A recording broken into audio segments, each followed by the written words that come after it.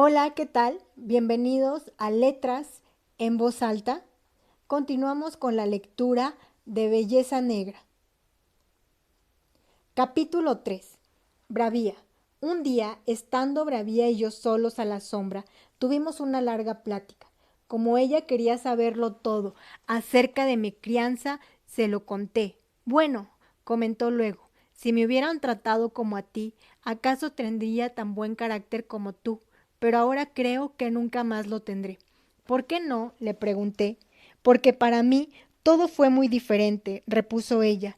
Nunca hubo nadie, hombre ni caballo, que fuera bueno conmigo, ni a quien quisiera complacer.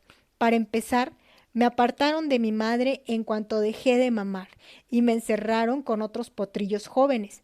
A ninguno de ellos le importaba nada de mí, ni a mí de ellos. No tuve un amo bondadoso, como el tuyo, que se ocupara de mí, me hablara y me llevara cosas sabrosas para comer. El hombre que nos cuidaba jamás me dirigió una palabra amable. No quiero decir que me maltratara, pero no se ocupaba de nosotros sino para comprobar que teníamos comida suficiente y cobijo en el invierno. Por nuestro campo corría un sendero para caminantes, por donde solían pasar muchachones que nos arrojaban piedras para hacernos galopar. A mí nunca me alcanzaron, pero un hermoso potro joven recibió un mal tajo en la cara, que, según creo, le habría dejado una cicatriz para toda la vida. Aunque no nos importan esos muchachos, su conducta nos volvió más salvajes, por supuesto, y nos hicimos a la idea de que eran nuestros enemigos. Nos divertíamos mucho en el prado, ya fuera galopando de un lado a otro, persiguiéndonos por el campo o descansando a la sombra de los árboles. Pero cuando lo pasé mal fue cuando llegó el momento de la doma. Vinieron varios hombres a atraparme, y cuando por fin me arrinconaron en una punta del campo, uno me sujetó por el flequillo y otro por la nariz, con tal fuerza que apenas si podía respirar, mientras el tercero me aferraba la mandíbula con su dura mano y me abría la boca de un tirón. Así, a la fuerza, me colocaron el bocado. Hecho esto, uno me arrastró por el cabestro, mientras otro me azotaba por detrás. Fue esa la primera experiencia que tuve de la bondad humana. Pura fuerza. Ni siquiera me dieron una oportunidad para saber qué querían. Yo era muy animosa, sin duda muy salvaje y les ocasionaba muchas molestias. Pero el caso es que era terrible estar encerrada en un establo, día tras día, en lugar de andar en libertad. Me enardecía, languidecía y ansiaba salir. Tú sabes bien que ya es bastante malo, aunque tu amo sea bueno y te halague bastante, pero yo no tuve nada de eso. Tal vez el anciano amo, el señor Wright, pudo haberme domado sin tardanza y logrado cualquier cosa de mí, pero había dejado lo más arduo del oficio a su hijo y otro hombre experto. Él iba solo de vez en cuando para supervisar. Su hijo era un hombre fuerte, alto y atrevido llamado Samson, quien solía jactarse de no haber sido derribado por ningún caballo. En él no había nada de bondad, como en su padre, sino solo dureza, una voz, en la mirada, en la mano.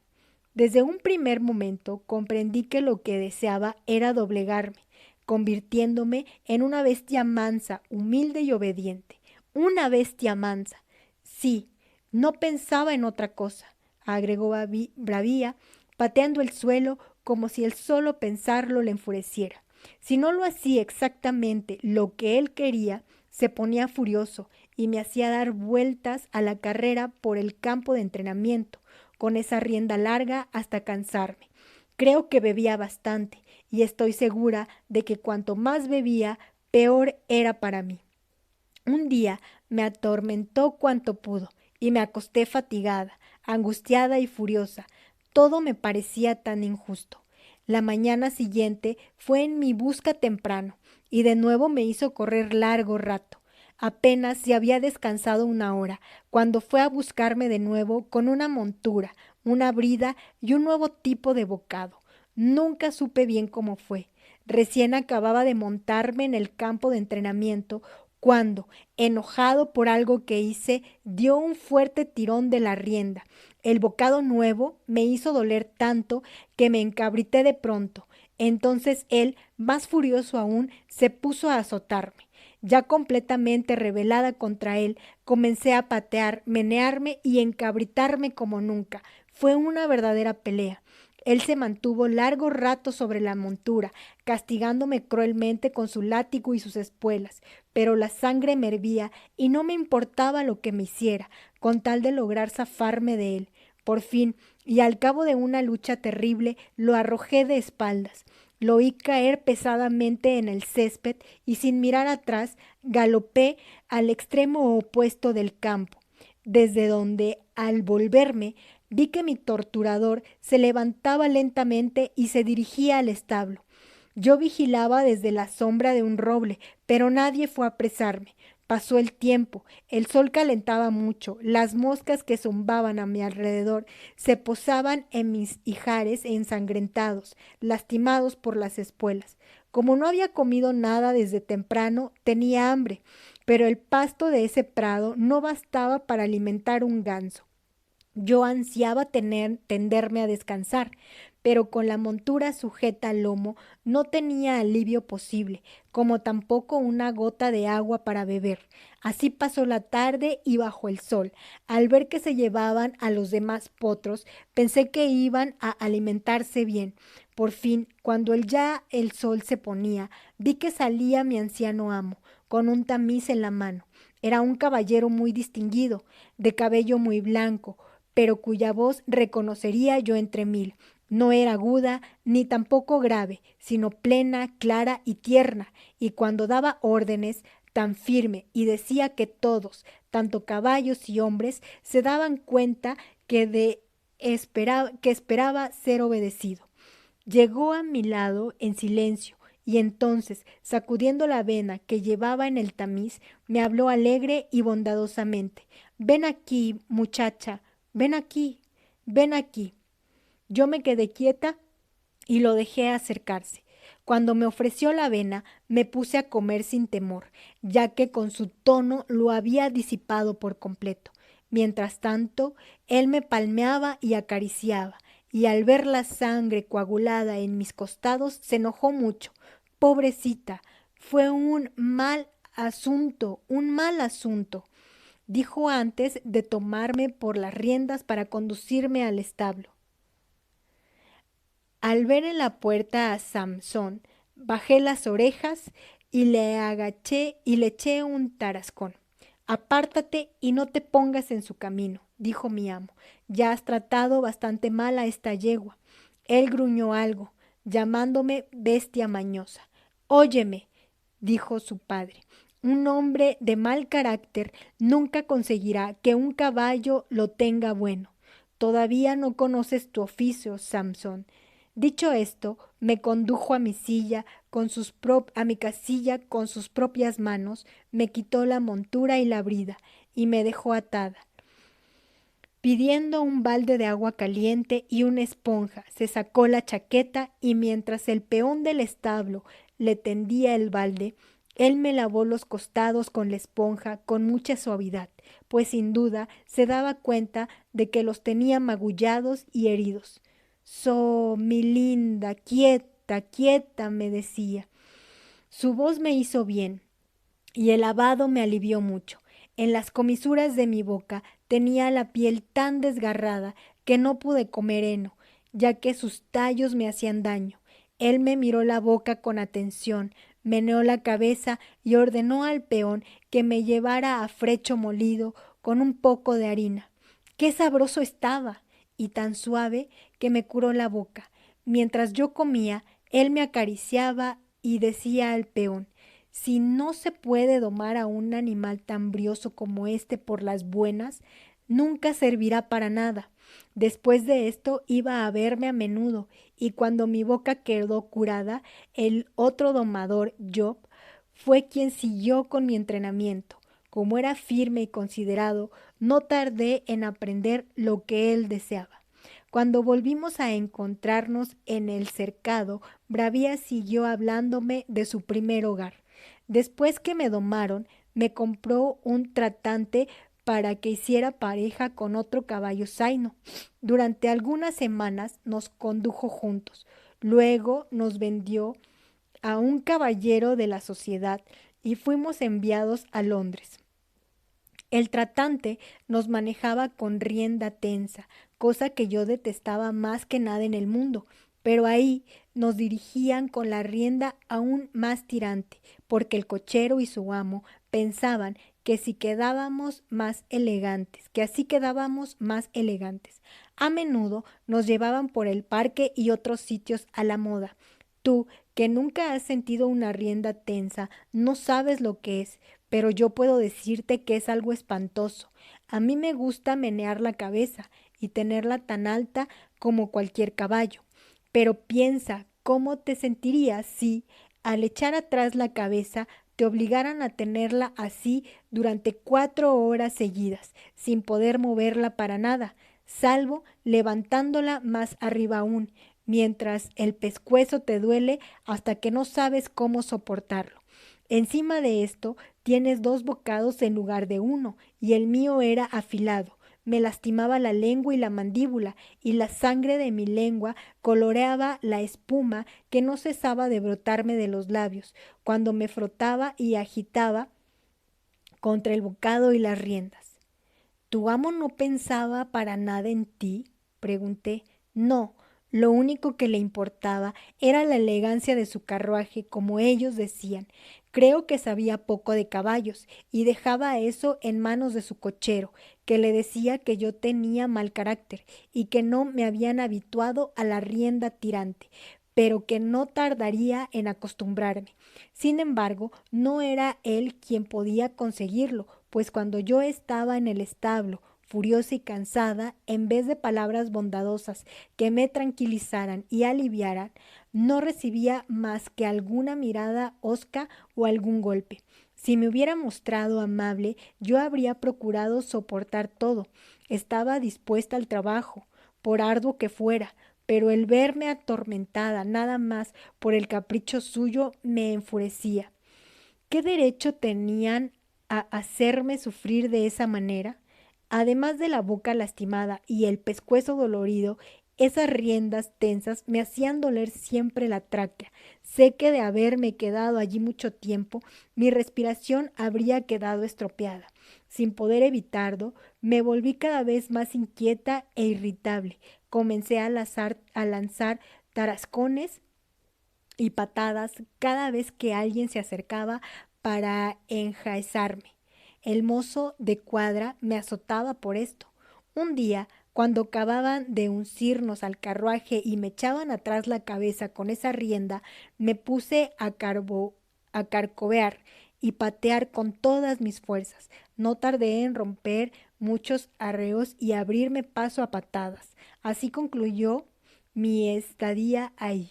No tardaron en enviarme a Tattersall para ponerme en venta.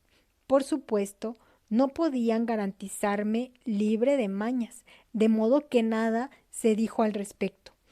Mi buen aspecto y andar atrajeron pronto a un caballero que ofreció comprarme, y así fui adquirida por otro tratante. Este, que probó de todas maneras y con diferentes bocados, no tardó en descubrir qué era lo que yo toleraba. Por fin pudo conducirme sin tirar de la rienda, y entonces me vendió como caballo perfectamente tranquilo a un caballero de campo. Como éste resultó un buen amo, me iba muy bien hasta que llegó otro nuevo, de carácter tan malo y mano tan pesada como la de Samson. Siempre hablaba con voz áspera e impaciente, y si yo no me movía en el establo en el instante deseado por él, me golpeaba encima de los corvejones con la escoba o el rastrillo, lo que estuviera a la mano. No hacía nada sin rudeza, y yo comencé a odiarlo. Lo que él quería era que le temiera, pero para eso yo era demasiado fogosa. Un día en que me fastidió más de lo habitual, lo mordí, cosa que por supuesto lo enfureció mucho, de modo que comenzó a pegarme en la cabeza con el látigo. Después de eso no volvió a atreverse a entrar en mi establo, pues yo le tenía listos los cascos o los dientes, y él lo sabía. Aunque con mi amo era muy tranquila, este prestó oídos a lo que le dijo ese sujeto, y así fui vendida de nuevo. Al mismo tratante que oyó hablar de mí, dijo conocer un sitio donde me iría bien.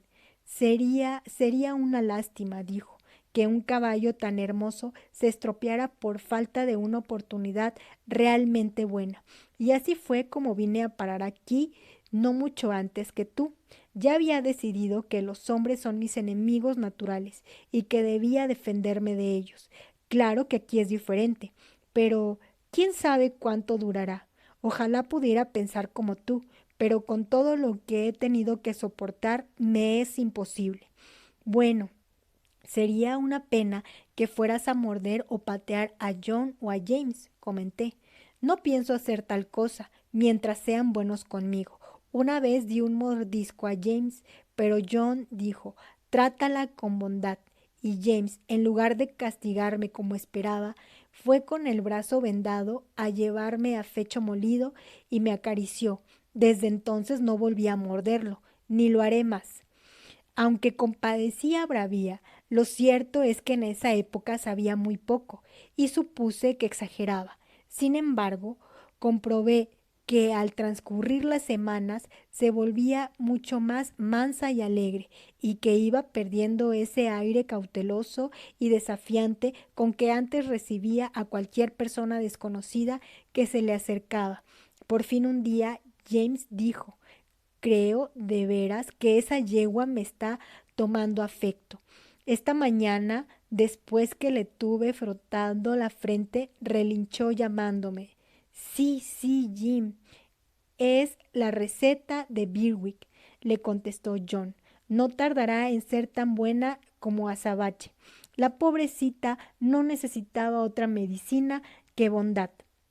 El amo también advirtió el cambio y un día en que al bajar del carruaje fue a hablarnos como solía hacerlo, le acarició el bello pescuezo diciendo: bueno, linda mía, ¿y cómo te va ahora?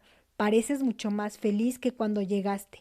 Pronto la tendremos curada, John agregó, frotándole el hocico, que ella le acercaba en actitud amistosa y confiada. Sí, señor, ha mejorado maravillosamente. No es la misma de antes. Es la receta de Birwick, le contestó John riendo. Era esta una broma de John, quien solía decir que la receta de Birwick podía curar a cualquier caballo mañoso. Según decía él, esa receta se componía de paciencia y suavidad, firmeza y caricias, 1 kilo de cada una mezclado con 1 litro de sentido común para darse al caballo todos los días. Capítulo 4. Patas alegres.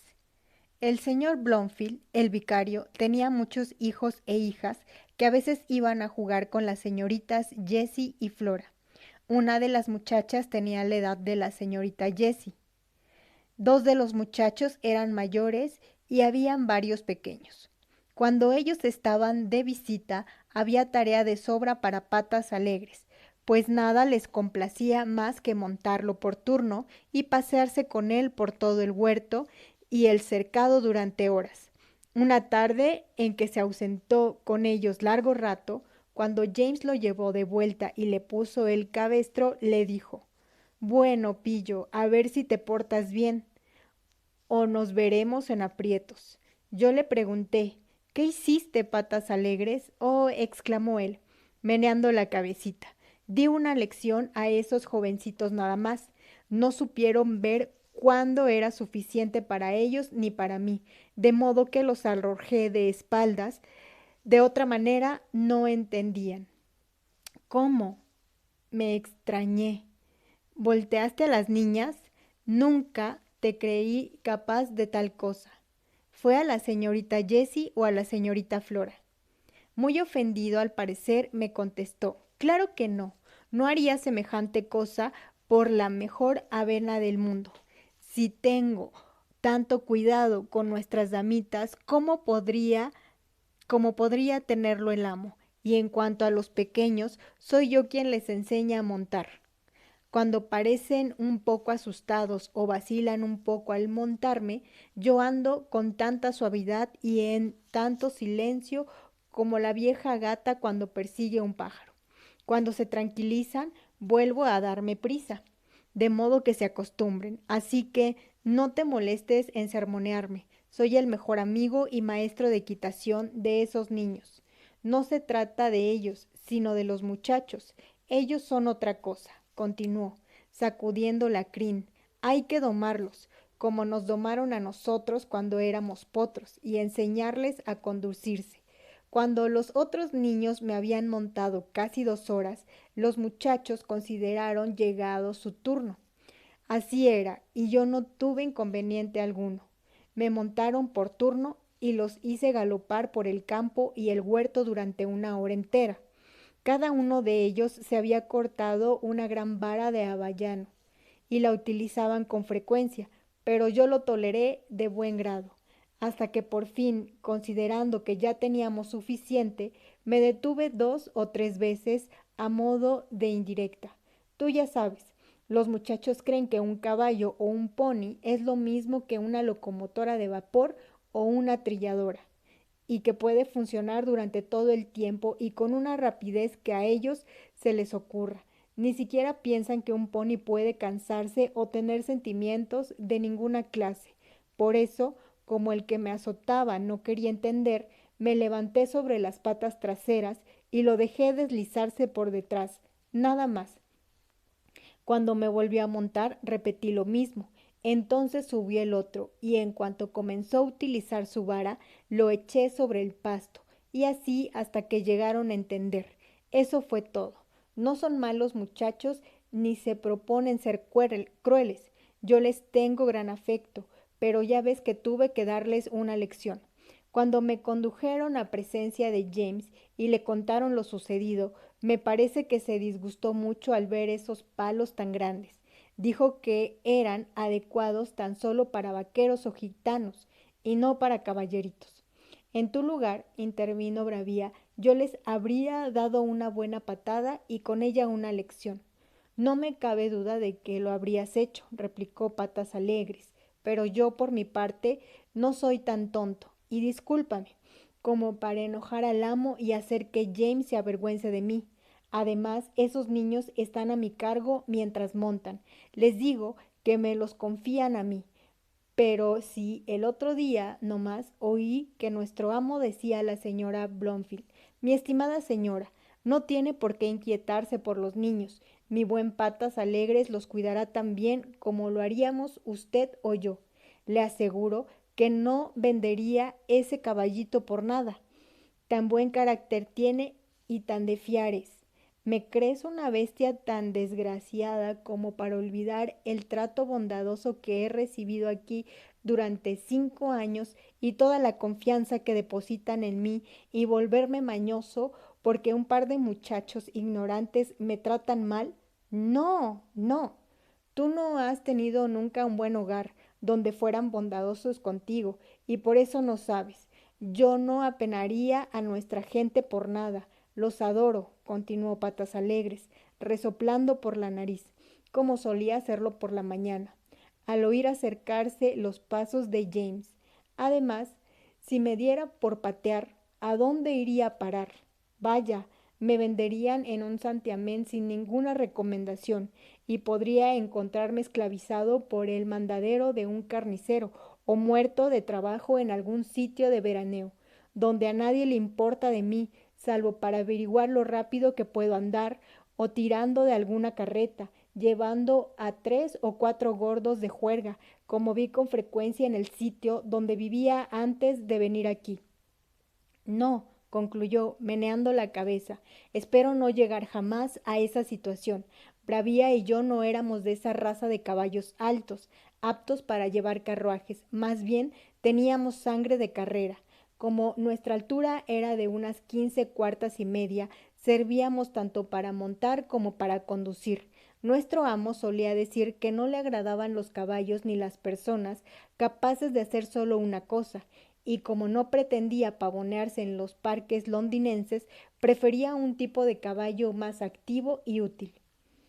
En cuanto a nosotros, hallábamos nuestro mayor placer cuando nos enjaezaban para una cabalgata. Bravía llevaba al amo, yo a la señora, y las niñas iban sobre Sir Oliver y Patas Alegre. Era tan alegre andar todos juntos a trote o a medio galope que siempre nos ponían fogosos. Yo era el que mejor lo pasaba, pues siempre llevaba a la señora. Pesaba poco, tenía voz dulce y manejaba la rienda con tanta suavidad que me conducía casi sin que lo sintiera. Ah, si supiera la gente qué alivio es para los caballos una mano liviana, cómo les conserva la boca sana y el humor parejo. Seguramente no tironearían como suelen hacerlo. Tenemos bocas tan sensibles que, cuando un trato malo o ignorante no las ha estropeado o endurecido, sentimos el menor movimiento de la mano del jinete y en un instante comprendemos lo que se nos pide. A mí nadie me había estropeado la boca y creo que por eso es el ama me preferiría a Bravía, aunque su andar era, sin duda, tan bueno como el mío. Con frecuencia ella me envidiaba, diciendo que por culpa de su entrenamiento y el bocado que le habían puesto en Londres, su boca no era tan perfecta como la mía. Entonces el viejo Sir Oliver solía decirle: Vamos, vamos, no te enojes. Tuyo es el honor más grande, una yegua capaz de llevar a un hombre de una estatura de nuestro amo, con tu vigor y soltura de movimientos. No tiene por qué avergonzarse de no llevar a la señora. Nosotros, los caballos, debemos aceptar las cosas como se presentan y estar siempre satisfechos y bien dispuestos con tal de que nos traten bondadosamente. A menudo me había preguntado por qué Sir Oliver tendría una cola tan corta. No tenía en realidad más de 12 a 13 centímetros de largo, con una borda de pelo pendiente, y durante uno de nuestros días de descanso en el huerto me atreví a preguntarle en qué accidente había perdido su cola. ¿Accidente? No fue ningún accidente, resopló, con fiera expresión. Fue un acto cruel, vergonzoso y deliberado. Cuando era joven me llevaron a un sitio donde me hacían esas cosas crueles. Me ataron, sujetándome de modo que no pudiera moverme, y entonces cortaron mi cola, hermosa y larga, por la carne y el hueso, y me la quitaron. ¡Qué espantoso! Exclamé. ¿Espantoso? Sí, pero no solo por el dolor, aunque fue terrible y duró mucho tiempo, no solo por la indignidad de que me quitaran mi mejor adorno, aunque eso fue malo, sino esto: ¿cómo podía volver a espantarme las moscas de los ijares y de las patas traseras? Ustedes con sus colas las ahuyentan sin pensarlo, y no saben qué tormento es que se les posen encima y piquen sin cesar, sin tener nada para ahuyentarlas. Te digo que es un perjuicio y una pérdida para toda la vida, pero gracias a Dios los hombres ya no lo hacen. ¿Para qué lo hacían antes? Quiso saber Bravía. Por moda, explicó el viejo caballo. Por la moda. No sé si sabrán lo que significa. En mis tiempos no había caballo joven, bien criado, al que no se le cortara la cola de esa manera vergonzosa. Como si el buen Dios que nos creó no supiera lo que deseamos y lo que luce mejor. Supongo que será la moda lo que los impulsa a sujetarnos la cabeza con esos horribles bocados con que me torturaban en Londres, comentó Bravía. Lo es, no te queda duda, aseguró él. A mi modo de ver, la moda es una de las peores cosas que existen. Fíjense ahora, por ejemplo, la manera en que tratan a los perros, cortándole las colas para que parezcan animosos y recortándole las orejitas en punta, acaso para que parezcan despiertos. Una vez tuve una gran amiga, una terrier parda, a la que llamaban Skype. Tanto afecto me tenía que no dormía sino en mi establo. Armaba su lecho bajo el pesebre y fue allí donde tuvo 5 cachorros de lo más bonito. Como eran de raza, no ahogaron a ninguno y ella estaba tan complacida con ellos. y cuando abrieron los ojos y comenzaron a agarrarse por los lados, eran lindos de ver. Pero un día vino el hombre y se los llevó a todos. Pensé que acaso temiera que yo pudiera pisarlos, pero no era así. Al anochecer, la pobre Skype los llevó a todos de vuelta, uno por uno, con la boca, todos ensangrentados y llorando de modo lastimoso. A todos les habrían cortado un trozo de la cola y recortado la lengüeta blanda de las orejitas, como los lamía su madre, y qué apenada estaba, pobrecita. Nunca pude olvidarlo. Con el tiempo sus heridas curaron y olvidaron el dolor, pero la lengüeta suave, destinada por supuesto a proteger la parte delicada de sus orejas del polvo y las heridas, estaba perdida para siempre. ¿Por qué no cortan en punta las orejas de sus propios hijos para que parezcan despiertos? ¿Por qué no les cortan las puntas de las narices para que parezcan animosos? Una cosa sería tan lógica como la otra. ¿Qué derecho tienen de atormentar y desfigurar a los animalitos de Dios? Todo eso es verdad, admitió con tristeza Patas Alegres, y donde vivía antes vi suceder eso con los perros una y otra vez, pero aquí no debemos hablar de ello. Ustedes saben que el amo John y James son siempre buenos con nosotros, y hablar contra los hombres en un sitio como este no me parece justo ni agradecido. Ya saben que hay otros amos y mozos buenos, además de los nuestros, aunque claro está que los nuestros son los mejores. Con ese sensato discurso, cuya veracidad conocíamos, el pequeño Patas Alegres nos tranquilizó a todos, especialmente a Sir Oliver, que abrigaba gran afecto por su amo. Para cambiar el tema, pregunté: ¿alguno puede decirme para qué sirven las anteojeras?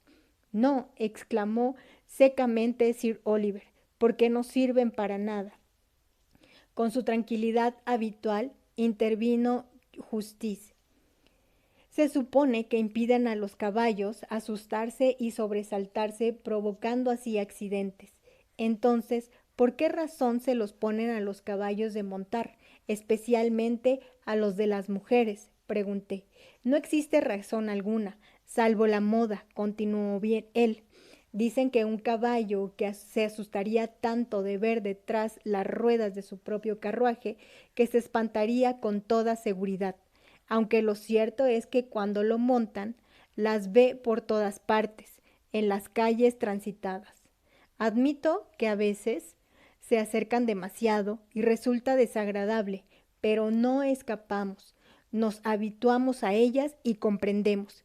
Si nunca nos pusieran anteojeras, jamás nos harían falta, veríamos lo que hay, sabríamos qué es y nos asustaríamos mucho menos que al ver solo trozos de cosas que no entendemos. Claro que puede haber caballos asustadizos, que han sido lastimados o atemorizados en su juventud. ¿Acaso a ello les convenga? Pero como nunca lo fui, no sabría decirlo. Por mi parte, intervino Sir Oliver, opino que las anteojeras son peligrosas de noche. Nosotros, los caballos, vemos mejor en la oscuridad que los hombres, y habríamos evitado más de un accidente de haber podido utilizar bien nuestros ojos. Recuerdo que hace unos años, en una noche oscura, regresaba un carruaje tirado por 2 caballos, y cerca de la casa del granjero Sparrow, donde el camino pasa cerca de la laguna, las ruedas se acercaron demasiado a la orilla, y el carruaje volcó en el agua. Se ahogaron los 2 caballos y el conductor escapó a duras penas. Claro, después de este accidente colocaron una baranda blanca y resistente, fácil de ver, pero si estos caballos no hubieran estado parcialmente cegados, se habrían alejado solos de la orilla y no habría habido accidente alguno. Cuando volcó el carruaje del amo, antes de que ustedes llegaran, se dijo que de no haberse apagado el farol de la izquierda, John habría visto el gran agujero dejado por los peones camineros, y es verdad. Pero si el viejo Colín no hubiera tenido anteojeras puestas, lo habría visto, con faro o sin él, pues era un caballo experto y sabía evitar el peligro. De ese modo se lastimó mucho. El carruaje quedó destrozado, y cómo se salvó John, nadie lo sabe. Me parece, dijo Bravía, dilatando las fosas nasales, que estos hombres tan sabios harían mejor en dar órdenes de que, en el futuro, todo caballo naciera con los ojos en plena mitad de la frente en vez de al costado. Los hombres siempre creen poder mejorar a la naturaleza y corregir la obra de Dios. La discusión volvía a enardecerse, pero Patas Alegres levantó su carita sensata y declaró: les diré un secreto. Creo que John no aprueba las anteojeras. Un día le oí hablar con el amo al respecto. El amo decía que en algunos casos, si los caballos se habituaban a ellas, podría ser peligroso sacarlas. Y John le contestó en su opinión: sería bueno que se domara a todos los potrillos sin ella, como se hace en otros países, de modo que alegrémonos y demos una carrera hasta el otro extremo del huerto. A medida que transcurría el tiempo de mi vida en Berwick, más orgulloso y feliz me sentía de vivir en un lugar así. Nuestros amos eran respetados y queridos por todos cuantos los conocían. Eran bondadosos y amables con todos, no solamente con los hombres y las mujeres, sino también con caballos y borricos, perros y gatos, ganado y aves. No existía ser oprimido o maltratado que no los considerara como amigos, y sus criados compartían la misma cualidad. Si llegaba a saberse que algún niño del poblado trataba con crueldad a algún animal, no tardaba en tener noticias de la casa. El señor Gordon y el granjero Gray habían colaborado, como solían decir, durante más de 20 años para eliminar las riendas tensas en los carruajes.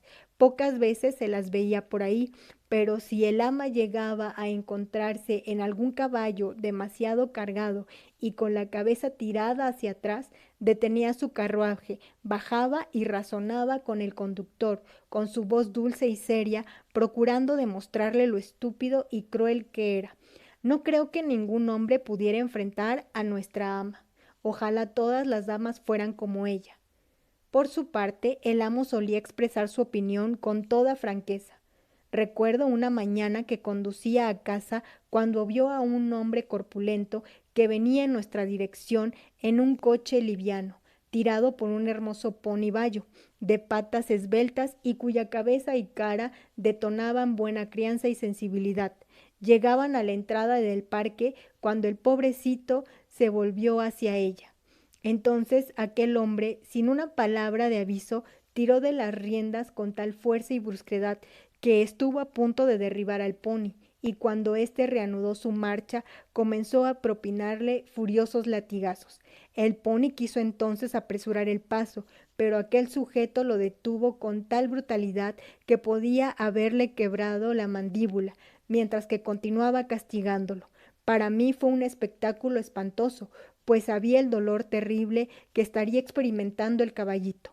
En ese momento mi amo me dio una orden, y en un segundo alcanzamos al individuo. Sawyer, ¿no sabe que ese pony es de carne y hueso?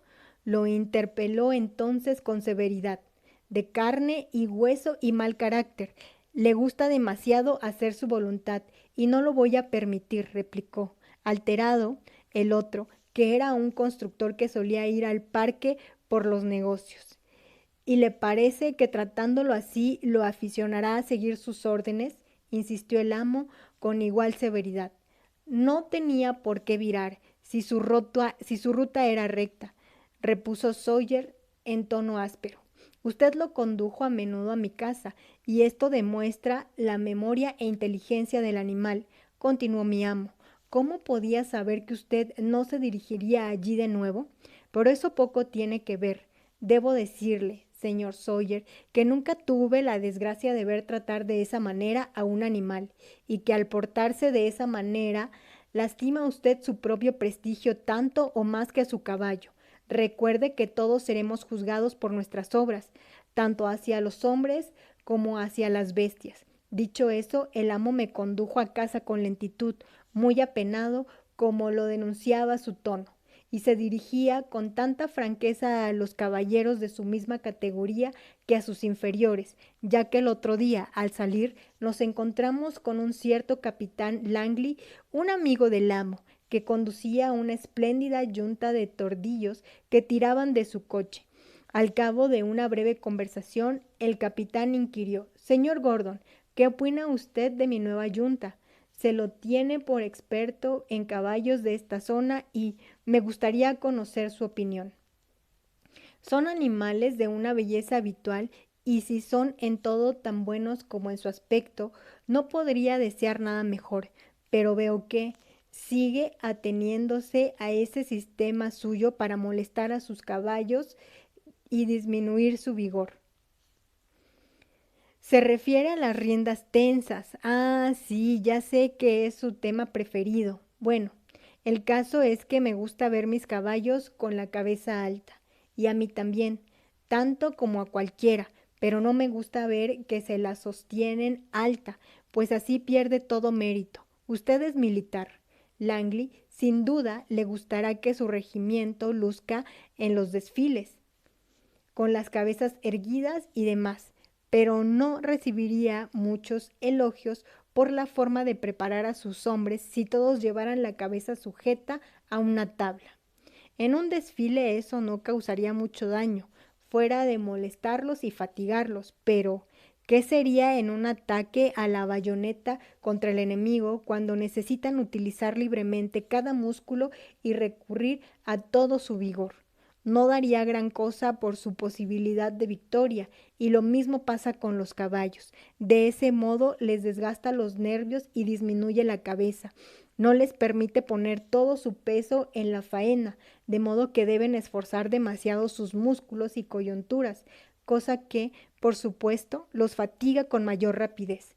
Créame cuando se lo digo, los caballos fueron hechos para tener las cabezas libres, tanto como los hombres, y si nos dejáramos guiar más por el sentido común y menos por la moda, veríamos cómo muchas cosas se desenvuelven con mayor facilidad.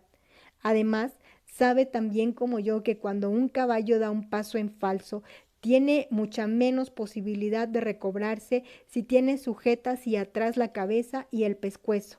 Bueno, ya ventilé bastante mi tema favorito, concluyó, riendo mi amo.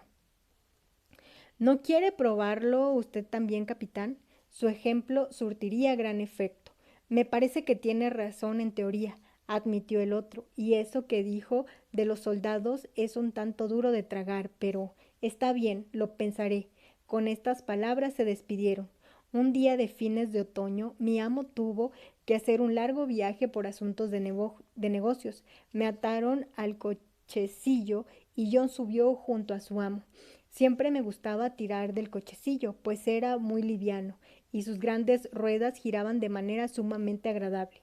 Había llovido mucho y el viento soplaba con fuerza, arrastrando consigo las hojas secas de un lado a otro del camino. Muy contentos llegamos a la barrera del peaje y el puente bajó de madera. Como las riberas eran bastante altas, el puente, en lugar de elevarse, lo cruzaba justo a nivel, de modo que en el medio el río estaba crecido. Sus aguas tocaban casi todas las tablas, pero como a cada lado había sólidas barandas, eso a la gente no le importaba. El encargado de la barrera comenzó que el río estaba crecido con rapidez y que tenía que la noche fuera mala. El agua cubría gran parte de las praderas y en una zona baja del camino me llegó a las rodillas. Pero el fondo era bueno y el amo conducía con suavidad, de modo que pude seguir adelante sin problemas. Llegado al pueblo, me alimentaron bien, por supuesto, pero como el amo estuvo mucho tiempo ocupado en sus asuntos, no partimos de regreso a casa hasta entrada la tarde, y el viento soplaba con mayor fuerza. Oí que mi amo decía a John que nunca había salido con semejante tormenta, y lo mismo pensé yo mientras bordeábamos un bosque, donde los troncos de árboles se situaban como ramitas y el aullido del viento era terrible. Ojalá salgamos pronto de este bosque, dijo el amo. No la pasaremos bien si se nos cayera encima alguna de esas ramas, asintió John. Apenas acababa de continuar estas palabras cuando se oyó un chasquido, un estrépito de algo que se partía, y un roble, arrancado de raíz, se precipitó entre los demás árboles para ir a caer en el camino, delante mismo de nosotros. No diré que no me asusté, pues lo estaba. Me detuve, inmóvil y creo que temblando. Claro está que no di la vuelta ni eché a correr. Mi crianza me lo impedía. John bajó de un salto y en un segundo estuvo a mi lado. Nos salvamos por poco, declaró el amo. ¿Y ahora qué hacemos? No podemos pasar por encima de este árbol ni darle la vuelta. No nos queda otra alternativa que el volver a la encrucijada, y de ese modo tendremos que recorrer más de 6 kilómetros antes de llegar de nuevo al puente de madera. Nos retrasaremos, pero el caballo está descansado, repuso John, así que volvimos hasta la encrucijada, pero cuando llegamos al puente ya casi era de noche. El agua lo cubría en el medio, pero como eso solía ocurrir durante las crecientes, el amo no me detuvo. Avanzamos a buen paso, pero en cuanto toqué con las patas la primera parte del puente, advertí que algo andaba mal. Sin atreverme a seguir adelante, me detuve de pronto. Vamos, azabache, dijo mi amo, tocándome apenas con el látigo, pero yo no me atreví a moverme. Entonces me azotó con más fuerza. Di un salto, pero no avancé. Algo raro pasa, señor, declaró John, mientras bajaba del coche. Se acercaba a mí y miraba a todos lados, tratando de conducirme hacia adelante. Vamos, azabache, ¿qué ocurre? Aunque, por supuesto, no podía explicárselo, yo sabía que el puente no era seguro. En ese preciso momento, el encargado de la barrera de peaje del lado opuesto salió corriendo de su casa, agitando una antorcha como enloquecido. Oigan, oigan, deténganse, vociferaba. ¿Qué ocurre? Gritó a su vez mi amo. El puente se rompió de en medio. Si avanzan, caerá al río. Gracias a Dios, murmuró mi amo. Este azabache, agregó John mientras me tomaba por la brida para conducirme con suavidad hacia el camino de la derecha, junto al río. Durante largo rato, ni el amo ni John dijeron palabra. Por fin el amo comenzó a hablar con voz seria, aunque no entendí gran parte de lo que dijeron. Me enteré de que pensaban que si yo hubiese avanzado como mi amo querida, sin duda habría cedido el puente, y entonces caballo, carruaje, amo y criado hubiéramos caído al río. Como las aguas corrían con mucha fuerza y no había luz ni nadie que nos ayudaran, lo más probable habría sido que nos ahogáramos todos. Dijo el amo que Dios había dotado a los hombres de razón, que les permitía descubrir cosas por sus propios medios, pero a los animales les había concedido una sabiduría que no dependía de la razón, que era mucho más rápida y perfecta a su modo, y mediante la cual salvaban con frecuencia las vidas de los hombres. Por fin llegamos a la entrada del parque, donde nos encontrábamos con el jardinero que nos buscaba. Dijo que el ama estaba muy angustiada, temerosa de que hubiera sucedido algún accidente, y que había enviado a James con Justice el ruano rumbo al puente de madera para que preguntara por nosotros. Vimos luz en la puerta de la sala y en las ventanas de arriba, y cuando llegamos, el ama corrió a nuestro encuentro diciendo: Querido mío, ¿estás realmente a salvo? Oh, estaba de lo más ansiosa, imaginándome toda clase de cosas. ¿Tuvieron algún accidente? No, amor mío, pero si tu azabache no hubiera sido más sabio que nosotros, el río nos habría arrastrado a todos juntos al puente de madera. No pude oír más. Ya se dirigieron a la casa, mientras John me conducía al establo. Ah, qué sabrosa cena me sirvieron esa noche. Una buena cantidad de afrecho pisado, avena con habas y después un lecho de paja bien grueso, de lo cual me alegré, ya que estaba cansado. Un, un día en que John y yo habíamos salido por encargo del amo, cuando volvimos sin prisa por un largo camino recto, vimos desde cierta distancia a un muchacho que intentaba hacer saltar un pony por encima de un cercado. El pony no quería saltar, y cuando el muchacho lo azotaba con el látigo, se limitaba a volverse de costado. Volvía el jinete a castigarlo. El caballo se volvía del otro lado. Por fin el muchacho desmontó y lo vapuleó con fuerza, golpeándole la cabeza. Luego volvió a montar e insistió en sus intentos de hacerlo saltar el cercado, sin dejar de tolerarlo vergonzosamente. Pero el pony seguía negándose. Llegamos casi juntos a ellos cuando el pony bajó la cabeza, levantó las patas traseras y envió al muchacho limpiamente de cabeza en un denso seto espinoso. Hecho esto, partió al galope con la rienda colgada de la cabeza.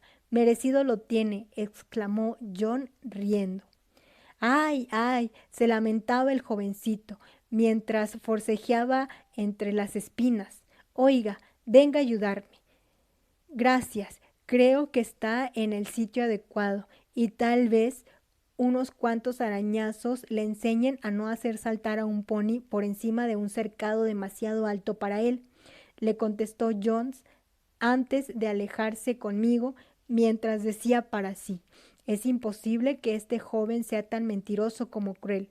Volveremos a casa por la propiedad del granjero Bushby.